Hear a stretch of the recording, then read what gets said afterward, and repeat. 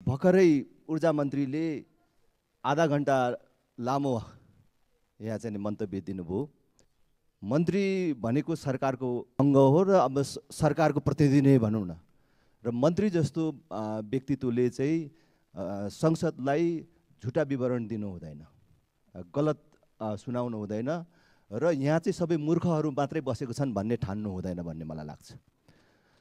मन्त्रीजीले जसरी सबै प्रतिपक्षीहरूमाथि खनिनुभयो र कतिपय सत्तापक्षी माननीयहरूले पनि भन्नुभयो एउटा कर्मचारीलाई बोकेर नहिँड्नुहोस् भनेर भन्नुभयो।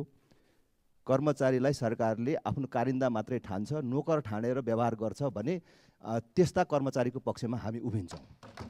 हामी कसैलाई त्यस्तो अन्याय हुन दिन्नौँ र त्यस्ता झुटा कुरा हामी सुनेर पनि बस्दैनौँ। यो कुरा पनि याद राख्नु पर्यो। त्यस्तो झुटा कुरा हामी मान्न तयार छैनौँ। कुलमान घिसिङ 8 वर्ष अगाडि कार्यकारी निर्देशक हुँदाखेरि नेपाल विद्युत प्राधिकरण 35 अरब घाटामा थियो। अहिले यो 8 वर्षमा 87 अरब कमाएर त्यो 35 अरब तिरेर 52 अरब खुद नाफामा छ संस्था। तर मन्त्रीले उभिएर भने नक्कली तथ्याङ्क पेश गरेर प्राधिकरणलाई नाफा देखाइयो भनेर भन्नुको अर्थ के हुन्छ? के सन्देश जान्छ?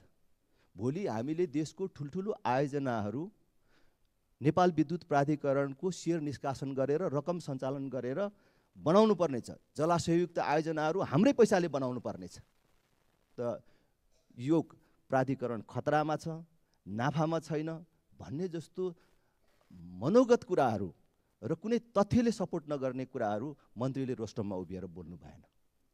आफ्नो व्यक्तिगत आकाङ्क्षा पूर्तिका लागि संस्थाको हित विपरीत हुने कामहरू गर्नुहुन्न। यदि डेडिकेटेड ट्रङ्क लाइनको 22 अरबलाई पनि त्यो 52 अरबमा जोडिएको हो भने पनि त्यो 22 अरब घटाउँदाखेरि पनि अहिले पनि प्राधिकरण नाफामा देखिन्छ। त्यसमाथि पनि लाल आयोगले दिएको निर्देशन अथवा प्रतिवेदन अथवा निष्कर्ष अनुसार पनि उसले 3टा क्याटेगोरी भनेको छ त्यो 22 अरबमा। जसले लोड सेडिङको बेला बिजुली बालेको छ उसँग पैसा असुल्नु, त्यो समयको पैसा असुल्नु, र जो लोड सेडिङ अन्त्य भयो भनिसकेपछिको त्यो पैसा नलिनु, र जसको अदालतमा छ त्यसको बारेमा अहिले नचलाउनु, अदालतको निर्णय आएपछि भनेर भनेको छ। भनेपछि अहिले मन्त्रीजीको भनाइअनुसार त त्यो 22 अरब पैसा नउठाउने सरकारले टुङ्गो गरिसक्यो जस्तो देखिन्छ, होइन? यस्तो काम गर्न पाइँदैन। संसदमा हामी पनि छौँ र यस प्रकारको अन्याय र यस प्रकारका भ्रमपूर्ण कुराहरू गर्न हामी दिँदैनौँ। कुलमान घिसिङलाई एउटा म्याद तोकेर, एउटा समय तोकेर कार्य सम्पादन फारम भर्न लाउने, अनि त्यो ढिलो ल्याएकै आधारमा कार्य सम्पादन फारमै नबुझाएकोलाई चाहिँ 0 अङ्क दिने र त्यसको आधारमा कारबाही गर्ने भनेर भन्ने। तर सरकारका मन्त्रीहरूको कार्य सम्पादन मूल्याङ्कन हिजो अस्ति भर्खर आयो त। प्रधानमन्त्रीको कार्यालयले नै उत्तीर्ण अङ्क ल्याएन। सबभन्दा धेरै बजेट भएको, धेरै काम गर्नुपर्ने जिम्मेवारी भएको भौतिक पूर्वाधार मन्त्रालयको त 8% पनि चाहिँ कार्य सम्पादन मूल्याङ्कन छैन। यिनीहरूलाई कसले कारबाही गर्ने? पहिले आफै कारबाहीमा बस्नु पर्यो। सरकारले नैतिकताको आधारमा राजीनामा दिनु पर्यो अथवा मन्त्रीहरू त्यसको आधारमा फेरिनु पर्यो, अनि पो अरू कर्मचारीलाई अरूलाई पनि यो डन्डा चलाउन पाइन्छ।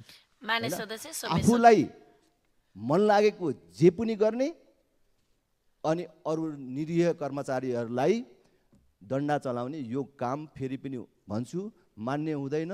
र मन्त्रीजीलाई बडो हार्दिकतापूर्वक भन्न चाहन्छु, तपाईँले के कुरामा आँखा लगाएर यो काममा अग्रसर हुन लाग्नुभएको छ, पछाडि हट्नुहोस् र परिस्थिति बिग्रिन नदिनुहोस्। म सक्छु, म परिस्थिति बिग्रिन नदिनुहोस् भनेर म मन्त्रीजीलाई आग्रह गर्न चाहन्छु। धन्यवाद।